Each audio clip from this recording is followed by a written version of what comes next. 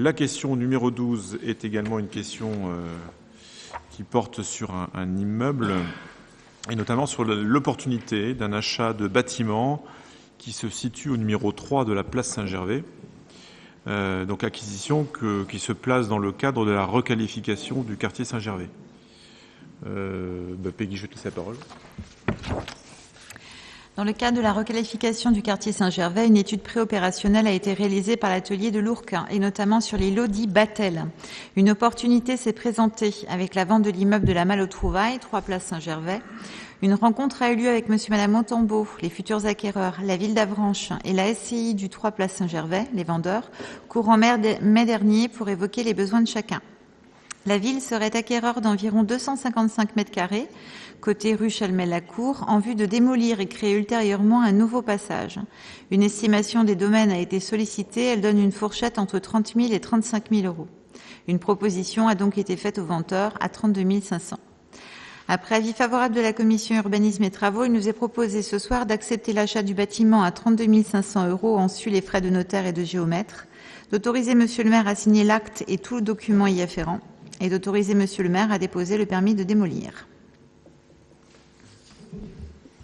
Voilà, j'imagine que vous avez des questions ou des remarques à formuler concernant ce point. Bien, moi je peux amener quelques compléments d'information. C'est vrai que l'étude qui a été conduite par le canal de l'Ourcq et c'est pas le canal. Pardon. C'est pas le canal, mais ça pourrait. Ça pourrait, c'est un lapsus. En fait, a permis de cabinet de l'Ourcq, l'atelier de l'Ourcq exactement, a permis de révéler un véritable potentiel, notamment en cœur d'îlot dans ce quartier Saint-Gervais. Donc cette étude, elle est en cours de finalisation, elle sera présentée aux habitants au tout début d'année prochaine. On a en mois de février. L'idée, c'est de continuer à travailler sur différents aspects, notamment qui ont trait aux aménagements urbains extérieurs, à la voirie, à certains espaces qui sont aujourd'hui un peu à l'abandon, il faut bien l'avouer. Donc ça, cette présentation aura lieu en février. Néanmoins, là, nous avions l'opportunité avec cette session de la Malle aux Trouvailles, et surtout avec la rencontre que nous avons pu faire avec madame Montambeau qui souhaitait acquérir le pas de porte de la Malle aux Trouvailles, eh bien, de procéder au découpage de la parcelle en 2 parties, avec la partie commerce qui était intéressante pour madame Montambeau, et puis les appentis et bâtiments en fond de parcelle qui l'étaient moins pour elle, mais davantage pour nous, puisque ça fait partie des parcelles qui avaient été repérées par l'atelier de l'Ourcq comme ayant un potentiel de développement urbain. Voilà. Donc l'opportunité est là, nous souhaitons la saisir de manière à reprendre pied dans ce quartier où il y a un véritable potentiel de rénovation, de reconstruction. Monsieur Morazin.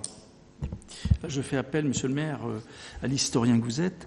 Effectivement, dans ce quartier-là, je crois que les anciennes hospices d'Avranches, à un moment donné, étaient en position, et peut-être qu'au niveau archéologique, il y aura peut-être des interrogations, peut-être possibles, s'il y a des transformations des lieux.